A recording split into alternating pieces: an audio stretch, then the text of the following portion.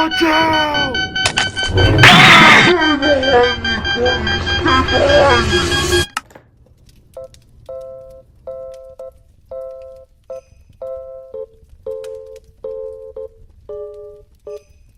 Wow. Everything okay? Oh, did you not see that coming? Oh!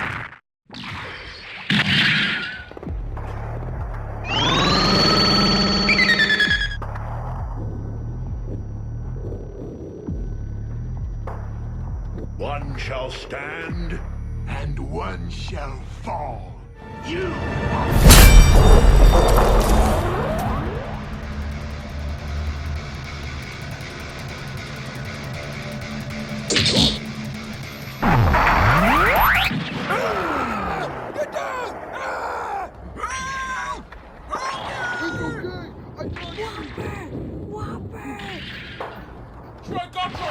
Hey, stay with me, stay with me! Somebody call 911! Hello my friends, I hope you've all been doing well and I hope your holidays have been great so far. Around a year ago I came back to YouTube for a bit and showcased my Transformers collection, and I think it's grown enough since then to the point where I can give you guys an updated look at it. Thank you all for the love on that video, by the way, even though it's been some time now. We're going to start off with the original shelf first, since there's not too much change from last year, so we're going to be like fairly quick here. You can watch last year's showcase if you want slightly deeper thoughts. If you remember from last year, I organized my shelves into continuities like a lot of people. So starting off at the top, we have the Bayverse shelf. Unfortunately, it's still very incomplete compared to my other shelves. These risers are temporary. One day I will get the acrylic ones. By the way, if you want the acrylic risers you see in my displays later, I mentioned it to someone in last year's video. I'll put a link to it in the description if I find it.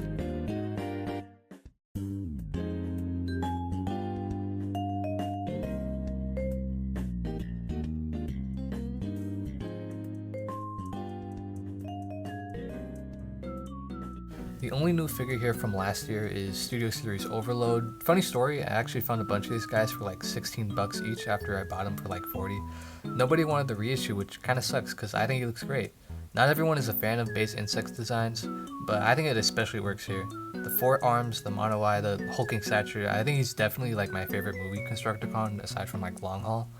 If you find him on sale somewhere, I think you should get him, even if you don't want to build Devastator. He's just like really cool looking, and he can be a bit limited because of his alien figure, but I think aside from that, he looks great for like displays and stuff. Shockwave is still my favorite figure. If you haven't bought the reissue that came out this year, you should go do that.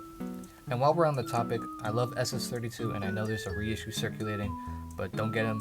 Hasbro keeps doing this thing where they reissue figures they're going to redo in a year or two. I think he's getting a leader class in like 2027. My least favorite is still Stinger. If you want some sort of Decepticon Pagani, just get Widowmaker, even though she doesn't even like use the car in that toy. But personally, I'm keeping Stinger because honestly, I like the charm of the figure. It's still not fun to play with, but I like the ninja look, and also he was a birthday gift from my mom, so I will keep it on the shelf. That's everything for my Michael Bay stuff, so now we gotta go to my still favorite shelf, the G1 stuff.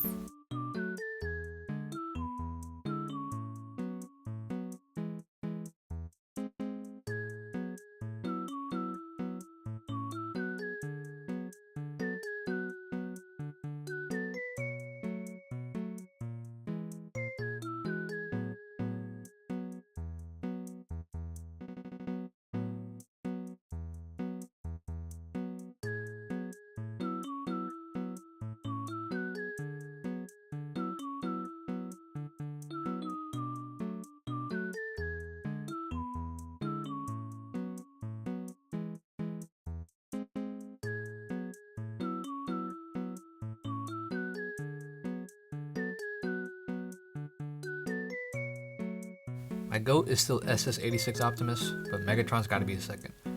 Just like the Optimus, his posability is great, he's solid, and he looks absolutely wonderful, like a mini masterpiece essentially.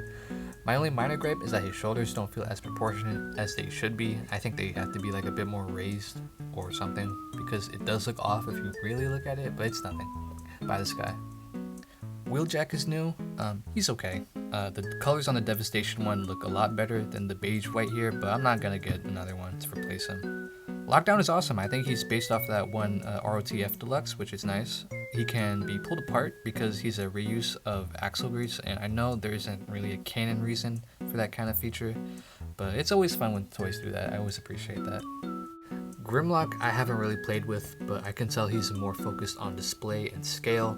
He feels very plastic heavy, which isn't like leaders like Megatron, where it's Voyager size, but it's much more engineered. Nothing wrong with that though, I still like him a lot.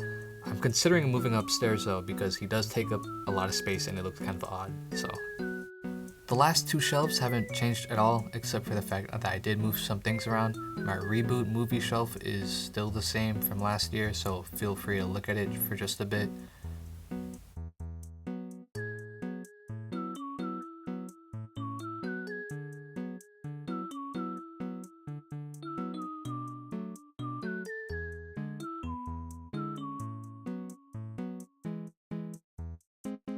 My extra shelf is also the exact same from last year, except I did move some stuff upstairs, but that's about it for downstairs. It's a bit unfortunate that I haven't shown much interest in the stuff that's been out this year, but you know, that and like the 7% increase on everything. The 42 for a Voyager, I just don't like that number. It just makes me sad. So I've been collecting a bunch of miscellaneous items rather than like modern chug figures, which we're gonna check out right now. If you remember that graveyard box from last year, all of those figures have found a home over here. But there's also new stuff that I bought that doesn't really have a spot downstairs. These aren't organized into continuities or anything, it's random for the most part. Starting with the top, we have items that I think are too big or too small. Either that or they're more sentimental, like the Earthrise Optimus and the Legacy Optimus. We got a lot of blockies notably. Thank you K for the Galaxy Nemesis and Scavenger, and thank you Caleb for the Rise of the Beast Nemesis.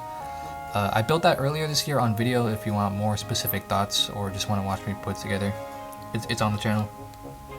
My sister got me the Jetfire, the Sentinel, the 2007 Optimus, and the Bumblebee, the Lego Bumblebee. She's gotten a good chunk of things you'll see throughout the video. I'm assuming she doesn't watch my stuff, which is good, but thank you regardless. We also have a few Hot Wheels, a Bumblebee from Burger King, they're neat. I love Speedstars and RPMs when I was younger, so it's nice to have vehicle transformers. This little area with the flight stand is meant for Bruticus, that's why Vortex is over here, not with like anything else. The Classic Class guys and the Legacy Optimus are definitely my favorites. They're sturdy for the most part, but they're also just like fun to play with, especially the Legacy Optimus. I say that, but admittedly I don't really play with these, but when I do, I have fun with them. The Optimus is just like such a little silly dude. He's just so charming and fun to play with.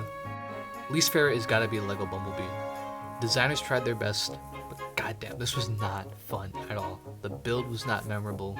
Transformation was honestly like the worst 5 minutes of my life. Like it felt like a Tibetan monk ritual. Even the car mode doesn't like fully stay together. But hey, who knows? Maybe I just did like a really bad job of building it. For the most part, the car is solid. It isn't a Beetle, but I think it's for sure got like its own charm. So we're just gonna keep them like this. Before we go on to my second Bayverse shelf, I got a little story for you, right? I think it was maybe 2019 or so when I got World War II Bumblebee for my birthday. Obviously we know he isn't a very good figure, but I still cherish it regardless because it's a birthday gift for my family, right? Don't be mistaken though, this figure is not well engineered. But later that year, I was at Target with my mom and I saw Studio Series Brawl. My mom made me buy a hot rod. Just want to get my least favorites out of the way. These guys carrying my friend MIKUHOLIC on their backs, the way they're so freaking fat, god damn! Hey! These guys suck. But at the same time, I love them a lot. Both were gifts, and I remember I used to be so pissed when my mom told me to get the hot rod instead. But you know, now I cherish the fact that she was still willing to buy a toy for me. A bit of a random tangent, but I think it's, since it's the holiday season, I think it's worth putting out there that it's important to appreciate the gifts you get in your life, even if they suck, and they're all big and fat and gluttonous. Go hit the gym anyways. The rest of these guys are older Bayverse toys, and I know I said I didn't organize by continuity here, but this is really the only exception. Since these guys are older, a lot of them just kind of happen to be a bit more mid-engineering wise, but I got some favorites. The Voyager TLK Optimus was my go-to for a very long time. Then it was the Studio Series Optimus. The Megatron is pretty good. It's the battle damage version, so the paint is like way better. I actually made a stop motion with these guys a very long time ago, which is something I'm getting into now, but It's kind of hard to pick out a definitive favorite here, but the back three are definitely up there. Moving over to the left, we got my favorite shelf up here so far. As you can see, there's definitely a lot more older items, not just stuff I've had for some time, but older toys in general. We got the Brickheads Optimus from my sister, the original Fall of Cybertron Deluxe Optimus. I love that design. I moved Skywarp and Soundwave from downstairs to here because we have some Cybertron game figures up here. We also got the reissue of the War for Cybertron Optimus from Target. I believe KALEB hooked me up with the Studio Series Starscream for my birthday. Thank you again, KALEB. And in the back we got Fireburst Optimus from Dark of the Moon, Siege Megatron. I'm keeping him because he's a gift, and he's also very reminiscent of Skybound Megatron with his wider proportions, so I still like him. We got Studio Series Sentinel Prime in the back from Transformers 1, and Transformers The Ride Optimus. If you saw my Florida vlog, you saw me get that at the end of my video. And while we're on that note, that is my least favorite on this shelf, unfortunately, but it is kind of to be expected because it's using a decade-old mold. It is very floppy. It's a wonderful souvenir, but it's not a very good toy. And unexpectedly, my favorite is actually the new War for Cybertron Optimus. I've always preferred the fall version, but with this guy, I mean, first of all, a great toy, very well put together, very well engineered. Always love gimmicks, and the weapon arm system isn't revolutionary, but it's really neat. But the design itself, right? I really warmed up to it with this figure. I think it's also because I've been invested in Absolute Batman for a while, and his stature is like somewhat reminiscent of that version. But we also gotta talk about Fireburst Optimus Prime. I grew up with Dark of the Moon, and this was actually one of my first Transformers figures ever. This isn't the original copy, it's somewhere in the house in a box, probably used as a like little Spider family's house. I got this at my local comic shop, fully intact, and it's just so nice to have this back in full. Dark of the Moon and the 2010s was definitely like the peak of Transformers toys, because they were just trying to make fun toys. Studio Series and Generations, they're great, but there's clearly a greater focus on like shelf presence and accuracy and just leaning towards collectors and whatnot. Old Transformers did that to an extent too, but really they just mostly focus on like making fun toys, gimmicks like Mech Tech, Mech Alive, Human Alliance, and puzzle-like engineering, especially with like Revenge of the Fallen Optimus, and exaggerated designs. That kind of stuff makes it so much more charming, and that's why I love like all of the 2010 stuff. Fireburst Optimus encapsulates a good chunk of that stuff. Absolutely wonderful stuff going on this shelf. This is by far my favorite so far.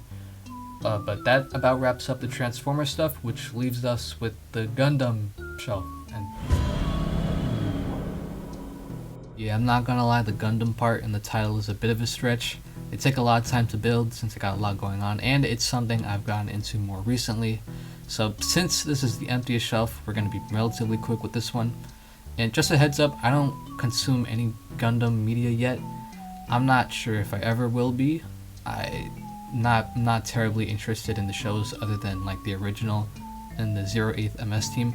I did read the first volume of the Gundam The Origin, and I had a great time with it. I think some of the art in that is genuinely spectacular. But when it comes to the collection, I think we're doing pretty good so far. We got the entry grade RX-93, the high grade 93 V2. It's a bit chopped, I know, because it was my first one in a while. And we got two Build Fighters kits with the Comfort Amazing and the Easy SR. I don't really have a least favorite other than the Gachapon thing, because it's like a little desk toy and it's like really fragile for some reason. But my favorite has to be the Comfort. Proportionally, it's the most unique, and it also makes them the most sturdy out of all of them. The Cyclops look with the mono eye and the spiky nature of everything is so cool. I haven't watched Build Fighters, I don't plan on doing so, but like I don't care. This guy is just nice. He's really cool. I really like mono eye bots. If you couldn't tell by what I got so far, I'm mostly into like real robot, real mecha Gundams, which are more grounded and realistic, unlike super robots, which are more things akin to like Power Rangers, I believe, and their Megazord. But if it looks cool, I'll get it. I like the Megazord design. I haven't watched Power Rangers in a while, but so maybe I'll get like a figure of it one day. That would be really cool. But that's about everything I got since last year. Really looking forward to more model kits and the occasional Transformer. The new prices really suck, but it is what it is for now. So I hope everyone had a wonderful Halloween, Thanksgiving, Christmas. This video was supposed to be out before Christmas, but clearly I didn't make it in time. I hope this video gave you some time to chill and relax. I know this time of year can be especially tough, but you know, come on, we got that. So Happy New Year's, everybody. I'll see you whenever I'm in the mood to make something, which is soon. Don't count on that.